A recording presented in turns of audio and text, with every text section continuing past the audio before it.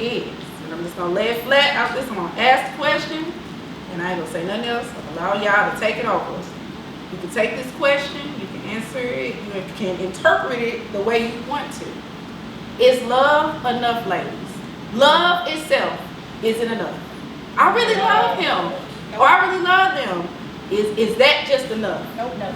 Who want to take over? Who want to take the floor and say why it is or isn't? Jada, why isn't love enough? Oh man. I mean, if you have like goals in mind, I feel like it could be enough. Like if y'all are going somewhere, you just have to have like a plan. But like love itself, like it's not gonna pay bills or anything. Oh, okay. We talking about some money. Okay. Is love enough? Love is not enough. Why? Because, I mean, you can love somebody, you can love multiple people. Does that mean you're going to be attending to those multiple people the same?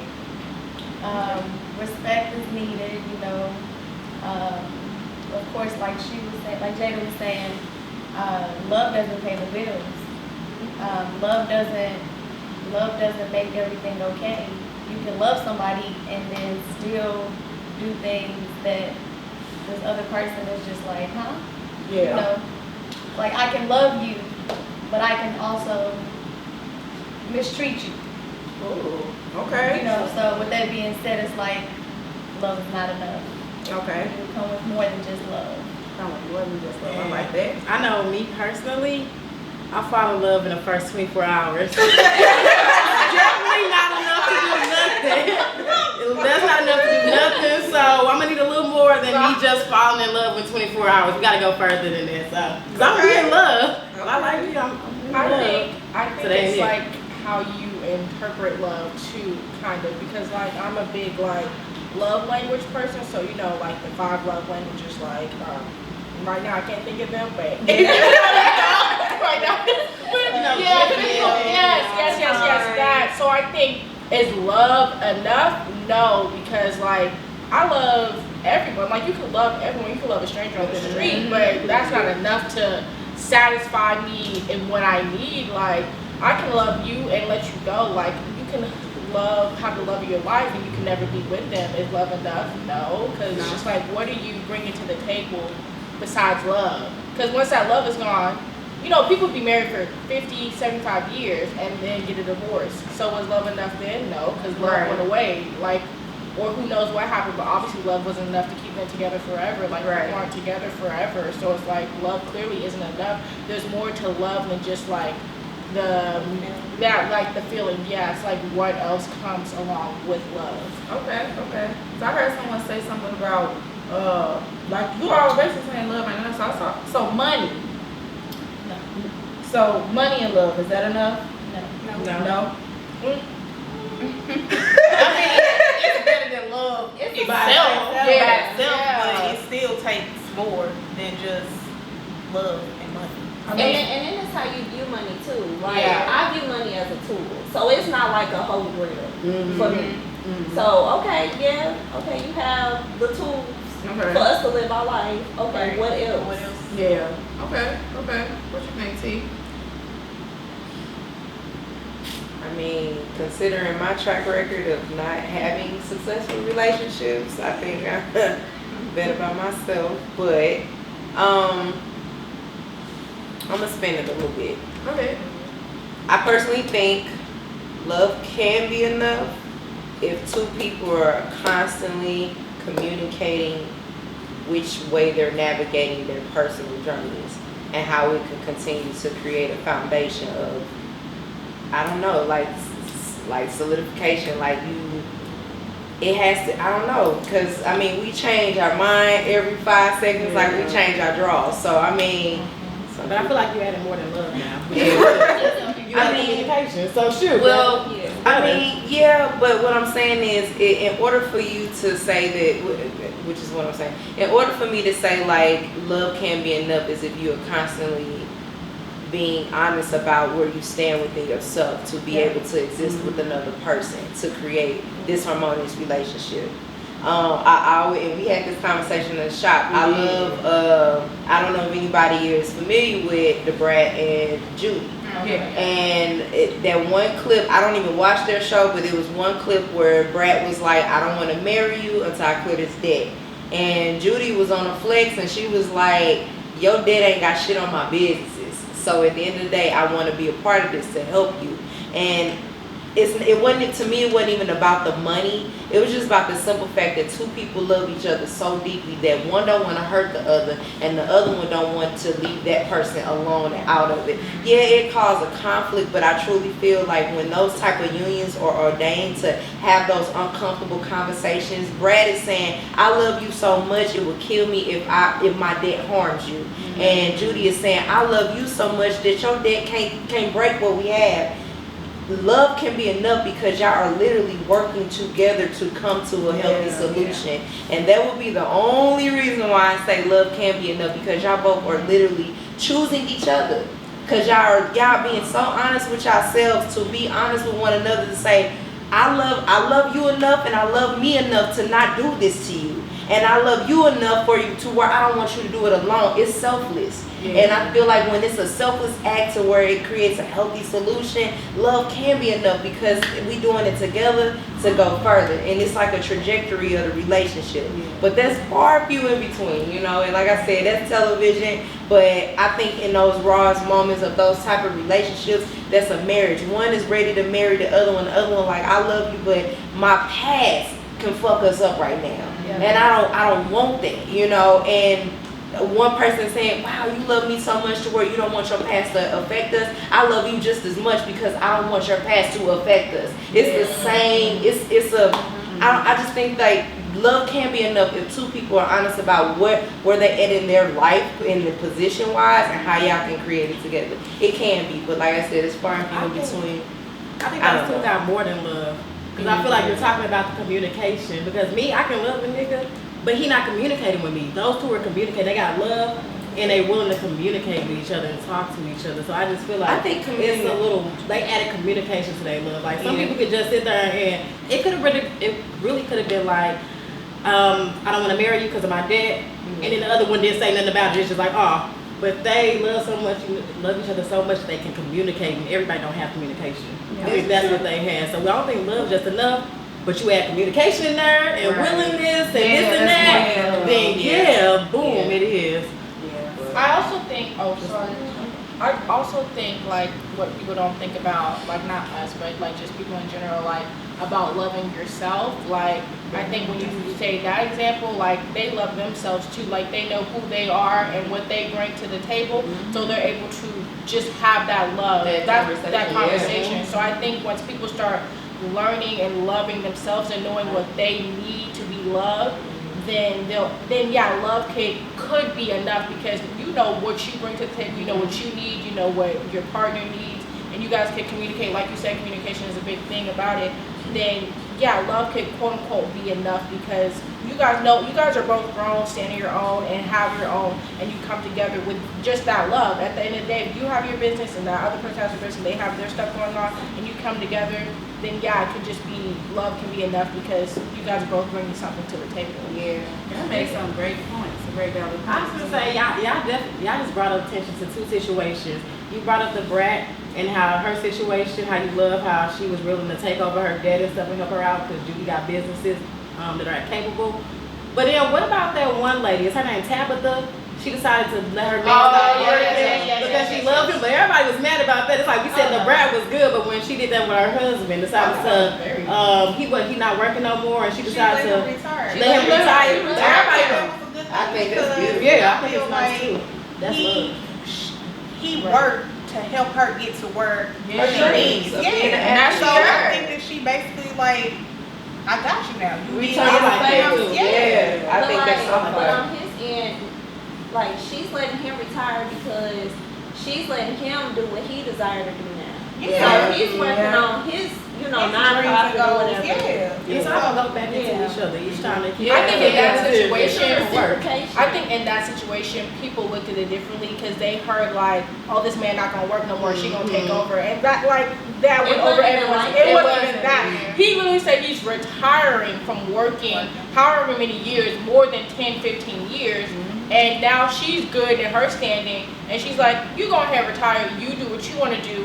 And he didn't say I'm not gonna stop making money. He just said I'm gonna retire from a job and do what gives me passion. I think that was a lot of I gotta people make a comment on that. One thing that I've learned about social media, people talking about love and relationships, people can only understand to the experiences that they dealt with. Yeah. So everybody who came for Tabitha was like, "Oh, I could never," including Wendy Williams, and she read her so gracefully. Oh, Because at the end of the day, Wendy is operating out of a place of what she knows her failed marriages, failed relationships, and hurt. Tabitha is coming from a space of love and sacrifice. So to me, love can be enough because two people are literally having these conversations. This is a sacrifice I'm willing to make. Tabitha wants to be an actress, wants to be a writer, and all of these things. And now she's there, and she's like, "Babe, we making enough money on my own to where, hey, off my merit to where, hey, you can do what you want to do." And some people gave her backlash because they don't know what it feels like. And I also feel like, going back to the last thing we talked about with social media, we cannot allow people influence our mind and our decisions because of where they've been. We forget that so much. The comment section is deadly because it's literally people going from where they only experience, and not your situation can be divinely ordained by God himself. He came down, he said, "Y'all too, y'all, okay, I want y'all together." You know what I'm saying? And then as soon as like you got 40,000 people saying like, "I wouldn't, I couldn't, I can't, it couldn't be me, it couldn't be me," you would literally miss out on your blessing because of that. And I really think we gotta be mindful about like the influence that we give to others, the advice we give to others, because it's literally stemmed from all of what we know. And I think love can be enough in those two situations. You know what I'm saying? I want to speaking from somebody that's married. I think it's important for people to understand that loving somebody and being in love is two different things. There's a lot of people out there that don't know the difference. They don't.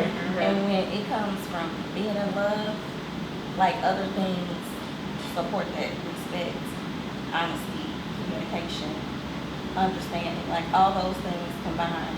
Because you can love, when you in love, there's some days you don't love that person. But I think it's a difference, and some people, it's a lot of people out here that don't know the difference. Between the two. I want to piggyback off what y'all said too.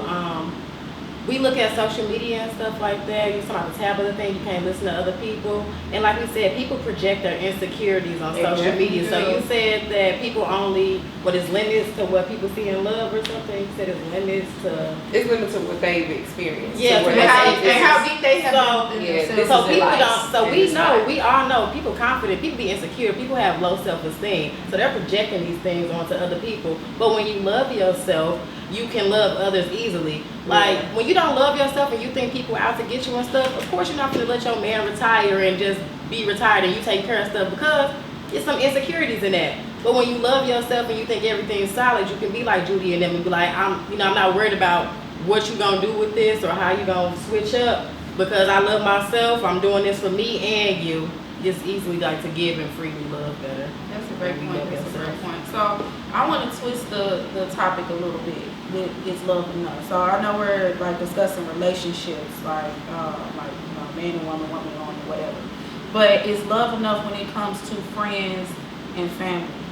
Is love enough for that? Like, is love enough? Like, let's say you've been friends with someone for years, and like after so many years, the friendship ain't the same. But I love this person because I've been friends with them for so long. Is love enough to keep the friendship going? Is love enough to still love a family member who toxic as hell, who they never have positive shit to say? But is love enough for me to be like, oh, at the end of the day, that's my mama, or at the end of the day, that's my daddy, or at the end of the day, that's my, is love enough when it comes to family and friends?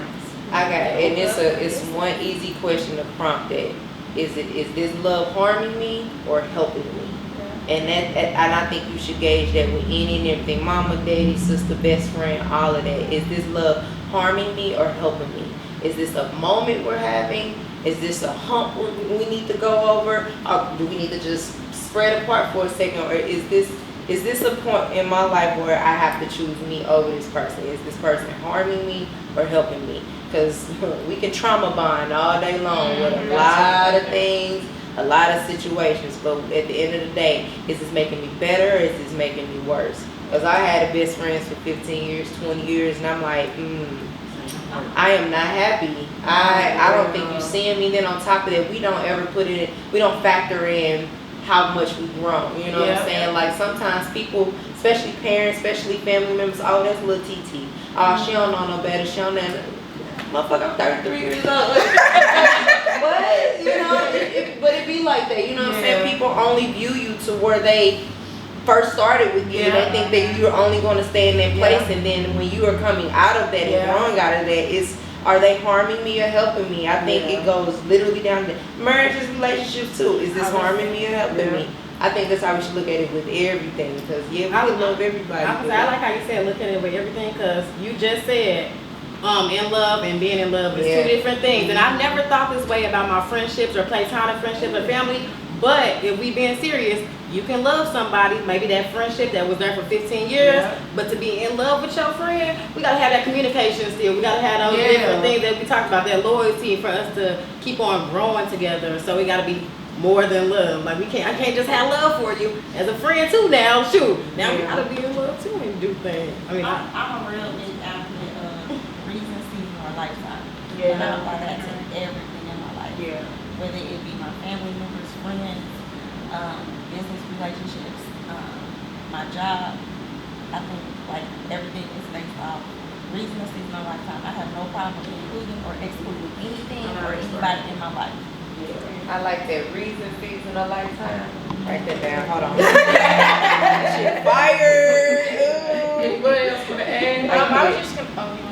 I was just gonna say, like, when it comes to the family and friends part about it, I think like people, even I'm like the victim of it. Like when it comes to family, like you think like, dang, like that's my family. I can't turn my back on them. Like if I like, but it's like you're still a human being. Like your parent, like when you were 10, yeah, you had to listen to your parents or your grandparents or your aunt and uncle. But if you're 25, 30, I don't gotta listen. Like I don't gotta talk to you every day. Like you still like you. I can love you from a distance. Like that doesn't mean that I have to be like talk to you every day. It doesn't mean that I love you any less. It just means I love you and you're my blood. But we don't gotta communicate every day. I think like that's a big thing. Like you don't have to. And friends grow. Like friends, people grow apart. Like I had a best friend for years.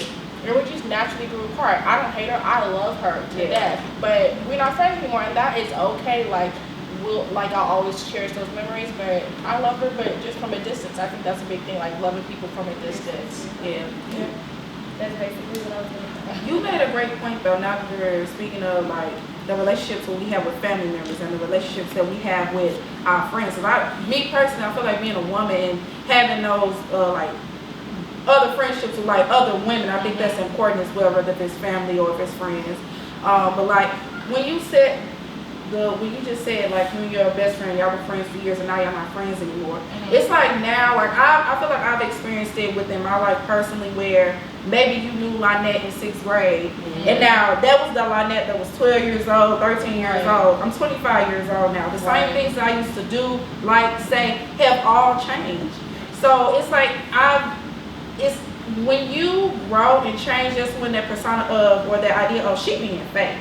She don't, maybe I'm not being fake. Like maybe you want to go bar hopping and stuff, and maybe I don't want to go bar hopping. Maybe I want to go listen to some poetry. Or maybe I just want to go and be at home by myself because that's my self-care, self-love time. Maybe I don't like doing that stuff no more.